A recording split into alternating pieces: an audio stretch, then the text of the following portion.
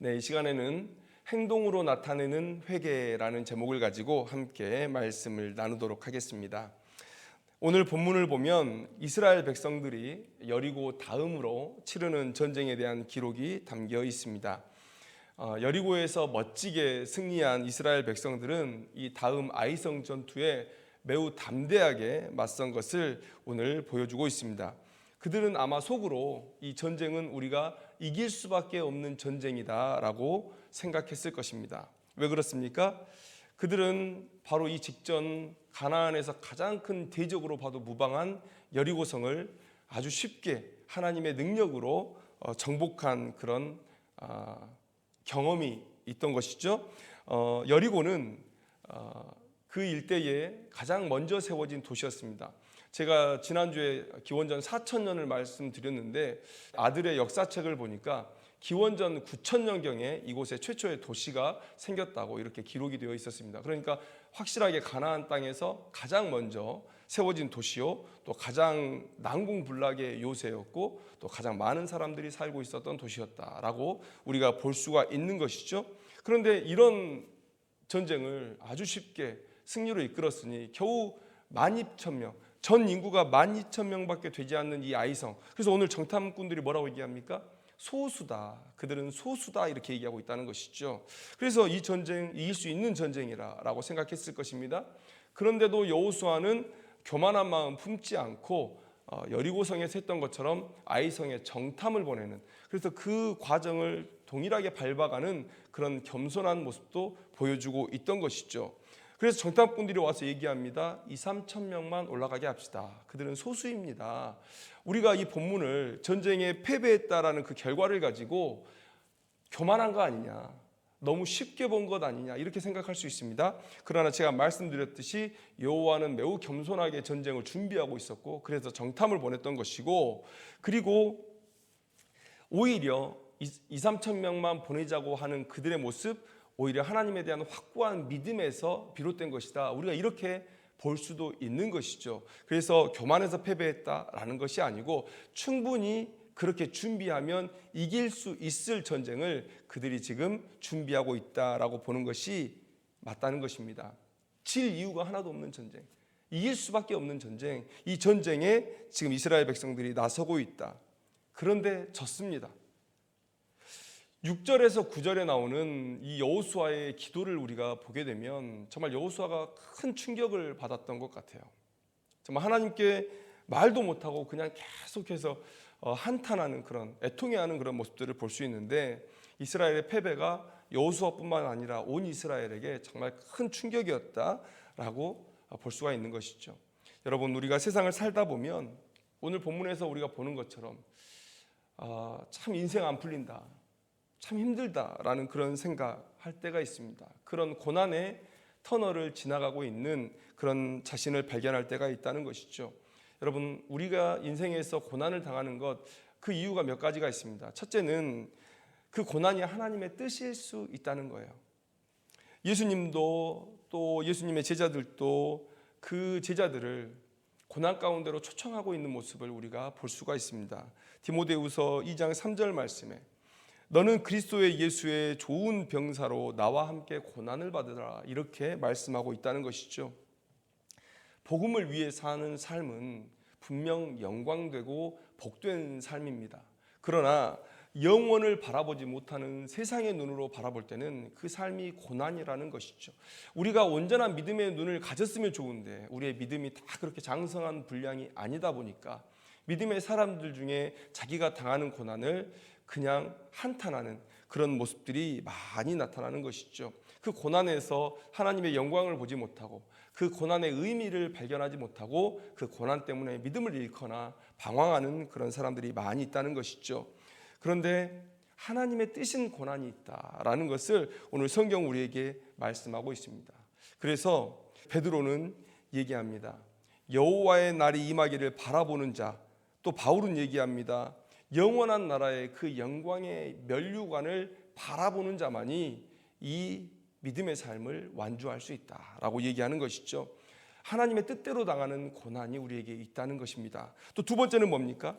우리가 고난을 생각할 때 원죄를 생각하지 않을 수 없습니다. 원죄. 왜 아이들이 태어나자마자 죽습니까? 그들이 뭔 죄를 지었다고 그들이 태어나자마자 죽습니까? 이렇게 해결되지 않는 그런 하나님을 원망하게 하는 그런 일들이 우리 가운데 일어나죠. 이런 것들은 이미 우리 안에 있는 원죄를 생각하지 않고는 해결이 안 된다. 여러분, 원죄로 인해서 사람들은 본성이 타락해 버렸습니다. 그런 인간들에 의해서 사회에 구조적인 악들이 생겨나고 있는 것이죠. 또 창조의 시점에는 없는 많은 질병들이, 또 많은 창조 질서의 왜곡들이 원죄로 인해서 발생하게 되는 것이고요. 또 우리 하나님의 저주 가운데 엉겅퀴로 대변되는 그런 우리의 수확을 막는 많은 장애물들이 생겨나게 된 것이죠. 그러니 먹을 것을 위해 수고해야 하고 그런 삶이 어찌 고난이지 않겠느냐. 원죄로 인한 고난이 있다는 것이죠. 그런데 또 중요한 것, 오늘 우리가 집중해서 보고자 하는 것인데, 우리의 죄악 때문에 자초한 고난이 있다는 것입니다. 성경은 아주 자주 우리의 불순종, 불신앙으로 인해서 하나님과의 언약 관계가 깨지고 그로 인해서 우리가 고통을 당한다라는 것을 아주 자주 말씀하고 있다는 것을 우리가 알 수 있습니다. 그런데 하나님의 백성으로서 이런 고난의 시간이 있는데, 그런데 그 고난의 시간은 하나님의 교훈의 시간이다라고 받아들이는 것이 옳습니다. 그 고난을 통해서 하나님은 자기 백성을 부르시는 그런 기회로 삼으신다는 것이죠. 히브리서 12장 8절에 너무도 유명한 말씀, 징계는 다 받는 것이거늘 너희에게 없으면 사생자요 친아들이 아니니라. 오늘 본문은 이스라엘의 이 세 번째 당하는 자초한 고난에 대한 이야기를 해주고 있습니다. 오늘 이스라엘 백성들은 하나님과의 언약을 어겼습니다. 그래서 아이성 전투에서 패배하게 된 것입니다. 11절 말씀을 한번 보면 하나님께서 여호수아의 기도에 이렇게 응답해 주고 계십니다. 이스라엘이 범죄하여 내가 그들에게 명령한 나의 언약을 어겼으며, 언약을 어겼다는 거예요. 그런데 그 언약을 어긴 행동이 어떤 것이냐, 그 뒤를 보시면 또한 그들이 온전히 바친 물건을 가져가고 도둑질하며 속이고 그것을 그들의 물건 가운데에 두었느니라, 이렇게 말씀하고 있다는 거예요. 여호수아가 선포했듯이 여리고성은 하나님께 드리는 첫 소산으로서 온전히 드렸어야 됐는데, 누군가가 그 하나님께 드려진 물건에 손을 댔고 그것을 도둑질했다. 그것이 나와 너희의 언약을 깨뜨리는 행위가 되었고, 그래서 너희들이 패배할 수밖에 없었다. 하나님께서는 이렇게 지금 말씀해주고 계시는 것이죠. 그런데 여호수아는 이 사실을 알지 못했습니다. 전쟁에서 패배하고 여호수아가 하나님 앞에 기도하러 나아갔을 때, 그때까지 여호수아는 아간의 이런 범죄를 전혀 알지 못했다는 것이죠. 그래서 하나님께 엎드렸습니다. 그 이유를 묻기 위해 엎드렸는데, 그런데 이 여호수아의 태도가 가히 옳지는 않다. 여러분 한번 보십시오. 7절 말씀을 한번 보십시오. 이르되 슬프도소이다. 주 여호와여 어찌하여 이 백성을 인도하여 요단을 건너게 하시고 우리를 아모리 사람의 손에 넘겨 멸망시키려 하셨나이까. 우리가 요단 저쪽을 만족하게 여겨 거주하였다면 좋을 뻔하였나이다. 여러분, 이거 우리가 들어본 얘기 아닙니까? 이스라엘 백성들이 출애굽할 때 하나님께 불평했던 내용입니다. 그냥 우리가 애굽에서 종으로 살았으면 좋았을 뻔했다. 똑같은 얘기죠. 하나님께서 주신 가나안 땅이 있는데, 그런데 그냥 요단 동편에서 거기에 만족하며 살았으면 좋겠다. 차라리 여기를 들어오지 말았어야 했다라고 얘기하는 것이죠. 무슨 얘기입니까? 사람 불러놓고 뭐 하십니까? 이렇게 하시면 우리 돌아갈 겁니다. 지금 이렇게 하나님 협박하는 거 아닙니까? 또 8절 9절 말씀을 보시면 주여 이스라엘이 그의 원수들 앞에서 돌아섰으니 내가 무슨 말을 하오리이까? 가나안 사람과 이 땅의 모든 사람들이 듣고 우리를 둘러싸고 우리 이름을 세상에서 끊으리니 주의 크신 이름을 위하여 어떻게 하시려 하나이까 하니. 하나님한테 불평하는 거예요. 이제 가나안의 대적들이 우리를 보고 뭐라고 생각하겠습니까? 이제 이스라엘 해볼 만하다, 별거 아니다 라고 생각하고 누구나 다 우리와 싸워보려고 할 거 아니냐. 이제 우리 앞에는 힘든 길만 놓여 있다, 이렇게 하나님 앞에 불평하는 것이죠. 여러분, 물론 제가 조금 과장했습니다. 이 이야기 통해서 정말 여호수아의 마음 가운데 이런 마음이 있었다라고 할 수는 없는데, 그냥 이 문자적인 내용만 가지고 제가 조금 과장해서 말씀드렸습니다. 그러나 오늘 이 여호수아의 태도는 조금 문제가 있다는 것은 확실한 것이죠. 하나님께서 전쟁에 능하신 왕이고 그래서 승리가 하나님께 있다는 것을 확실하게 믿었다면, 그리고 이스라엘 백성들이 하나님과 언약 관계 안에서 온전히 거하고 있다면 결코 패배하지 않을 것이다, 이 믿음을 확고하게 가지고 있다면, 여러분 오늘 본문에서 이런 기도보다는 바로 하나님께 물었어야죠. 하나님, 혹시 저희에게 어떤 죄악이 있습니까? 하나님과의 그 언약을 깨뜨린 어떤 악한 행위가 우리 가운데 있습니까? 제가 혹시 보지 못한 것, 알지 못하는 것이 있습니까? 이렇게 물었어야 되는 것이죠. 하나님에 대한 원망이나 그 하나님께 패배의 책임을 전가하는 듯한 그런 불평, 신세한탄, 협박, 이런 내용들이 그 안에 있어서는 안 된다는 것이죠. 아무튼 여러분, 우리가 삶에서 고난을 당할 때 우리의 태도가 이러한 것이 아닌가, 우리가 한번 돌아보기를 원합니다. 우리가 고난을 당했을 때 하나님 앞에 엎드리죠. 우리가 배운 바가 있기 때문에 회개해야 된다, 우리 안에 뭔가 죄가 있지 않을까. 그런데 하나님 앞에 엎드려서 이런 여호수아와 같은 기도를 한다는 것이죠. 불평하고 신세한탄하고 하나님의 협박을 하고. 여러분, 만약에 나의 죄 때문에 내가 자초한 고난이 있다면 우리는 철저하게 나의 죄에 대해서 하나님께서 내게 말씀하여 주실 것을 기대하면서 경청하는 태도로 기다려야 되는 것이죠. 하나님의 음성을 들어야 되는 것이죠. 그런데 그런 시간은 매우 짧고 대부분 내 삶이 변하지 않는 것에 대해서 불평으로 또 하나님을 협박하는 것으로 일관하는 우리들의 모습을 본다는 것입니다. 여러분, 하나님은 이스라엘 백성들과 언약을 맺으셨습니다. 그런데 이스라엘은 자주 그 언약을 깨뜨렸죠. 그런데 항상 그렇게 이스라엘이 깨뜨린 언약을 다시금 이어붙이시는 그런 노력을 누가 하십니까? 이스라엘이 한 것 아니죠. 하나님께서 하신 것입니다. 이스라엘은 한없이 하나님을 떠나서 세상으로, 이방으로 나아가려고만 했고 우상에게로 나아가려고만 했고, 하나님께서 그들의 고개를 돌려서 그들의 손을 잡아당겨서 항상 하나님의 전 앞으로 불러오시고 다시금 언약을 갱신하시면서 내 백성이다, 내 백성이다 계속 그렇게 말씀해 주신 것 아닙니까? 그런 하나님이시기 때문에 여호수아가 또 우리가 고난 가운데 하나님 앞에 엎드리면 하나님께서 우리에게 말씀하실 것이다. 우리의 죄를 깨닫게 하시고 어떻게 행해야 하나님의 복 안에 다시금 거할 수 있는지를 하나님께서 말씀하실 것이다. 여러분, 그런 믿음이 있어야 된다는 것이죠. 그런데 우리는 대부분 6절과 9절에서 나오는 그런 여호수아의 기도에 머물러 있다라는 것입니다. 여러분, 오늘 본문도 한번 보십시오. 11절에서 왜 너희들이 패배했는지, 그리고 너희들이 어떻게 하면 하나님의 은혜 가운데로 나아올 수 있는지 하나님께서 말씀하고 계시는 거예요. 하나님께서 언약을 깨뜨린 이스라엘을 다시 한번 하나님 앞으로 불러다 놓고 다시 언약을 갱신할 수 있는 방법을 말씀해 주고 있다는 것입니다. 여러분, 참 여호수아가 부끄러웠을 것이라 생각이 돼요. 아간의 죄를 어떻게 알았겠어요. 그러나 하나님께서 항상 오르시다는 믿음, 하나님께서 이유 없는 징계를 내게 내리시지 않는다는 그런 믿음이 있었다면 하나님 앞에 바짝 엎드렸어야죠. 하나님의 지혜를, 하나님의 뜻을 구했어야죠.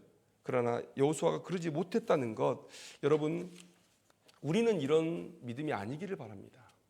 여러분, 우리는 항상 하나님의 오르심을 인정하고 하나님의 말씀을 들으려는 그런 진짜 회개의 모습을 갖기를 원한다는 것이죠.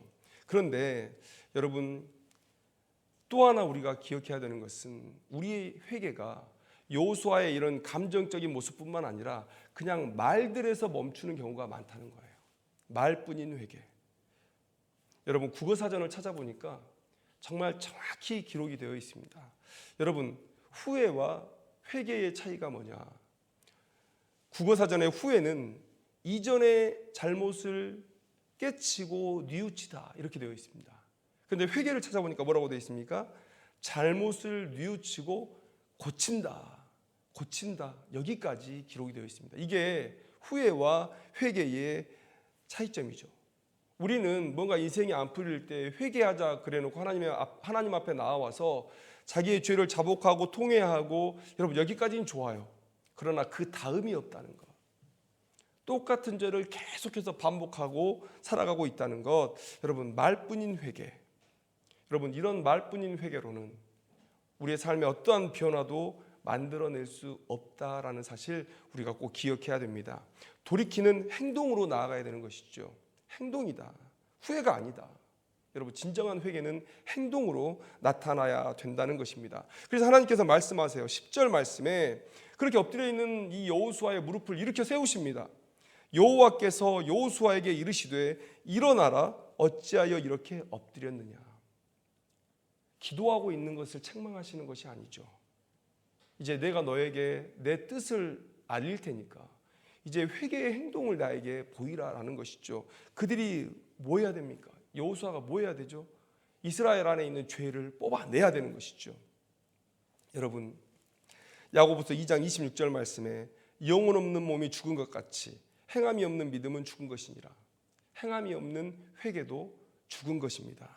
여러분, 입으로 100번 하나님께 죄를 자백하지만 내 안에 혹은 우리 공동체 안에 그 죄악의 행위가 그대로 남아있다면 여러분, 그것은 칭찬받는 회개가 아니라 하나님을 모욕하는 행위다라는 사실을 우리가 기억해야 되는 것이죠. 우리가 그런 말 하잖아요. 내 말을 귓등으로도 안 듣는다고. 그건 무슨 얘기입니까? 1시간, 2시간, 10시간을 할애해서 열심히 삶의 변화를 위해서 얘기하지만 얘기가 들리지 않는 거예요. 행동이 변하지 않는 거예요. 부모의 말을, 선생님의 말을 귓등으로도 안 듣는 거죠. 우리의 삶의 변화가 없다면 하나님의 말씀을 귓등으로도 안 듣는 것입니다. 한 귀로 왔다 한 귀로 흘러가고 우리의 마음 가운데 그 말씀이 자리 잡지 못하는 것입니다. 하나님을 그렇게 대접하는 것, 여러분, 하나님을 모욕하는 거예요. 여러분, 위에서 언약 관계가 깨졌을 때 그 관계를 회복하시고자 하셨던 분은 하나님이셨다라고 말씀드렸습니다. 오늘 본문에서 하나님은 이스라엘이 왜 패배했는지, 또 어떻게 하면 다시금 축복 가운데 나아올 수 있는지를 말씀해 주셨다는 것이죠. 이제 그 다음이 필요한 거예요. 하나님께서 말씀하셨으니까 여호와는 일어나서 아간을 찾아서 그의 죄값을 묻고 하나님의 것을 다시 하나님께로 돌려놓아야 했다는 것이죠. 여러분, 12절 말씀에 보면 뭐라고 기록되어 있습니까?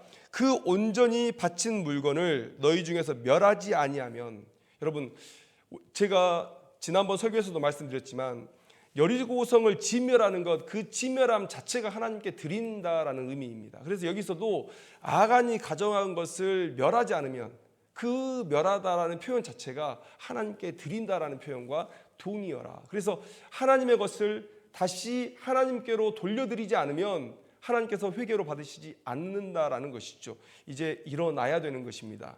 아간을 찾아야 되는 것이죠. 그 범죄한 자를 찾아야 되는 것이고 도둑질한 물건을 다시 하나님께로 돌려놔야 되는 것이죠. 그 행동까지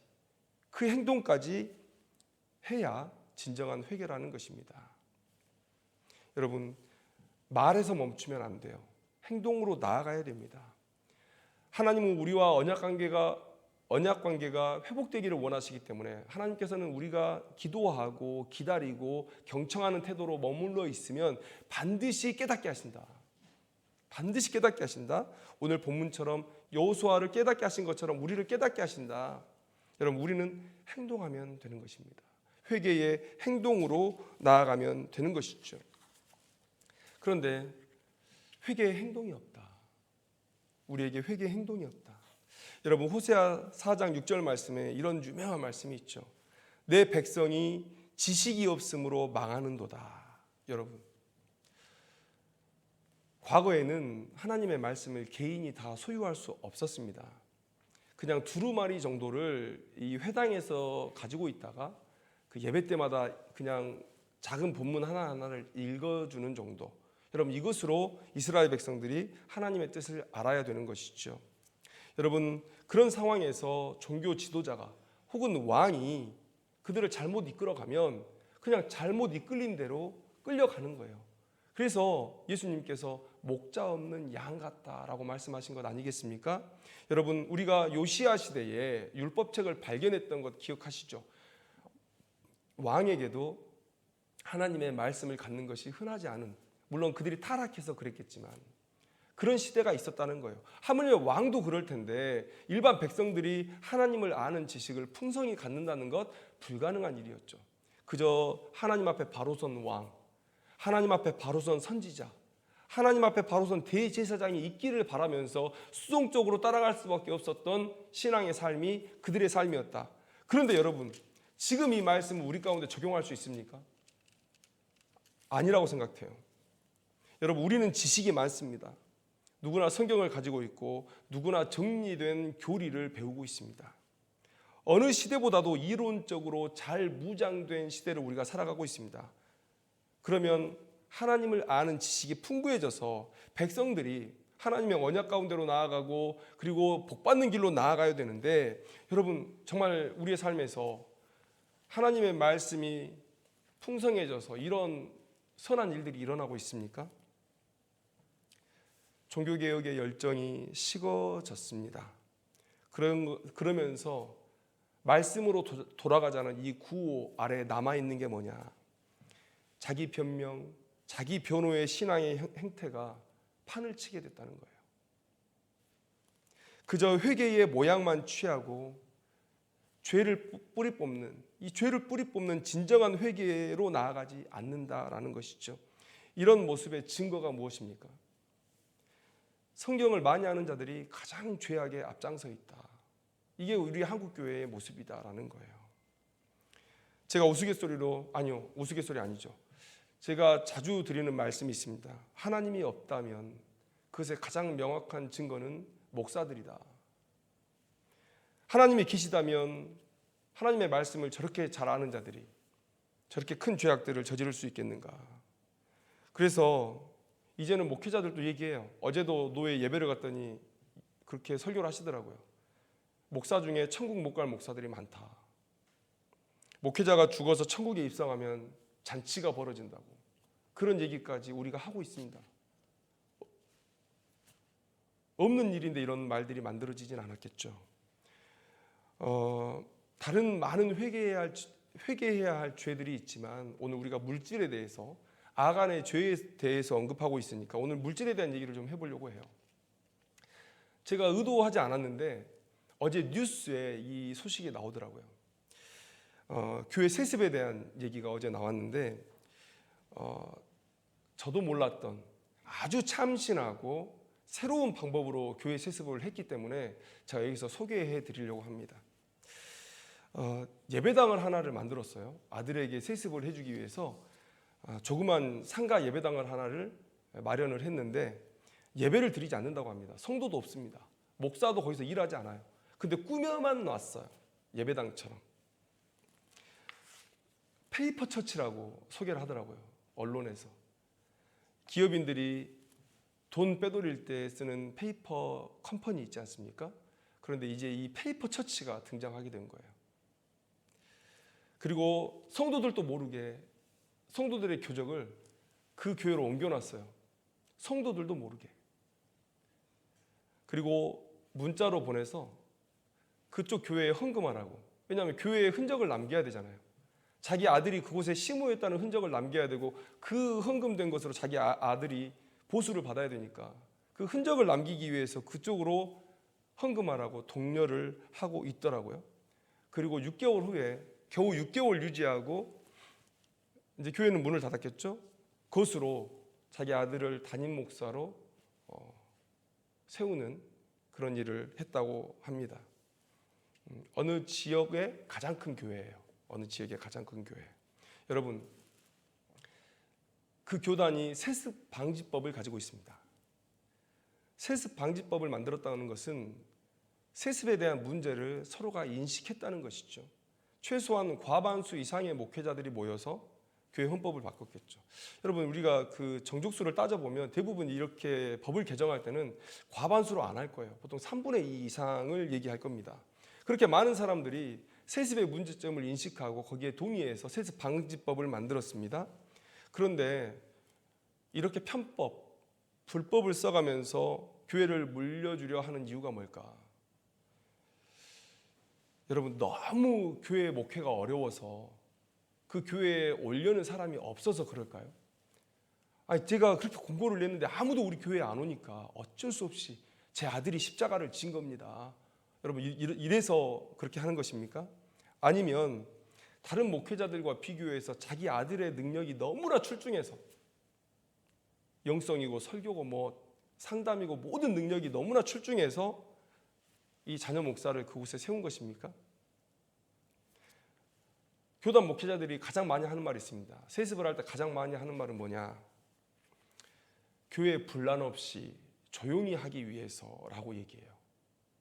근데 이 말이 여러분 얼마나 웃긴 얘기인지 한번 들어보십시오. 교회 분란을 일으키는 사람이 누구죠? 원로 목사죠. 원로 목사가 시끄럽게 하지 않는데 성도들이 시끄럽게 해서 목사 쫓아내고 그런 교회 보지 못했습니다. 목사가 큰 문제를 저지르지 않는 한.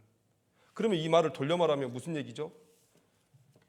나 깽판 안 치게 하려면 내 아들한테 교회 물려줘. 이 얘기잖아요. 자기만 없으면 조용할 텐데 자기가 시끄럽게 할 거니까 자기 아들한테 교회 물려주라고.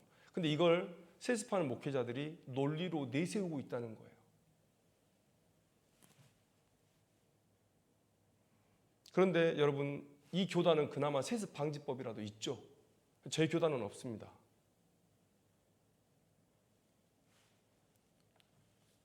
우리 교단에서도 지금 우리 노회에서도 교회 물려주려고 대기하고 있는 분들이 많아요. 거의 대부분이에요. 하나님의 것과 자기의 것을 분별하지 못하는 가장 대표적이고 가장 무지한 사람들이 목회자라는 거예요.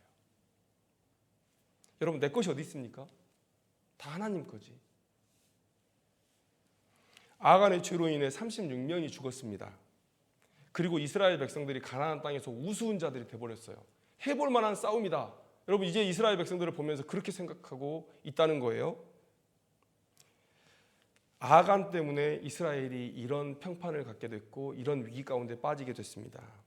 아간의 죄를 저지르는 목회자들, 또 그 목회자들의 돈에 대한 집착이 지금 한국 교회를 이렇게 우습게 만든 거예요. 해볼 만한 존재들로 만든 거예요.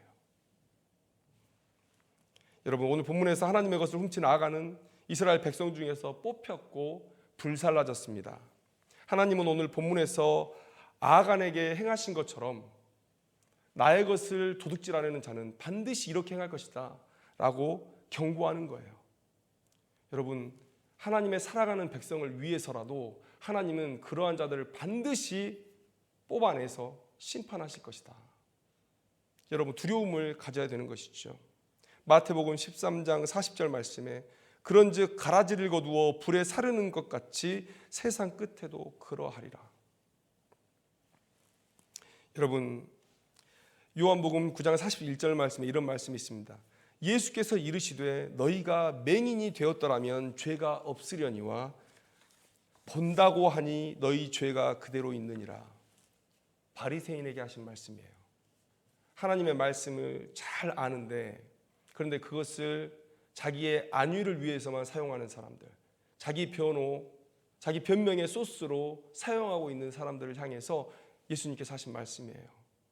여러분, 스스로 의인인 척하고 하나님의 것을 쏙쏙쏙쏙 빼먹고 있는 그 사람들 하나님께서 반드시 심판하실 것이라. 여러분, 제가 목회자로서 목회자의 세상을 아니까 이런 말씀을 드렸습니다. 그런데 여러분, 성도들에게도 그런 죄가 없겠습니까? 회개할 죄가 없겠습니까? 비단 목회자들에게만 이런 죄가 있겠습니까? 우리가 가진 모든 유무형의 것들은 다 하나님의 것입니다. 하나님께서 다시 오실 때까지 우리에게 맡겨놓으신 거예요. 하나님의 나라를 위해서, 복음의 전파를 위해서 사용하라고 맡기신 거예요. 다시 하나님이 오시는 날 우리가 받은 것들로 얼마나 많은 열매들을 이루었는지 하나님 앞에 다시 다 올려드리고 세물해야 되는 그런 시간들이 분명히 있을 것입니다. 여러분, 그것을 도둑질하는 자는 그 심판 때에 절대 견디지 못할 것이다. 여러분, 그 사실을 우리가 깨달아야 되는 것이죠. 여러분, 우리는 질 수 없는 전쟁을 하고 있는 것입니다. 로마서 1장 16절 말씀에 내가 복음을 부끄러워하지 아니하노니 이 복음은 모든 믿는 자에게 구원을 주시는 하나님의 능력이 됨이라. 여러분, 복음을 전할 때 하나님의 능력이 나타나요. 하나님이 지실 수 있습니까? 하나님의 능력을 대적하는 무언가가 있습니까? 여러분, 그렇지 않죠. 그래서 복음으로 세상을 정복하는 교회였었고 하나님의 압도적인 능력으로 세상을 굴복시키는 교회였었죠. 그런데 우리는 우리의 죄악으로, 마치 아간의 죄악으로 이스라엘이 패배 가운데 들어간 것처럼 우리는 우리의 죄악으로 인해서 스스로 패배의 수렁으로 들어가 버렸다라는 거예요.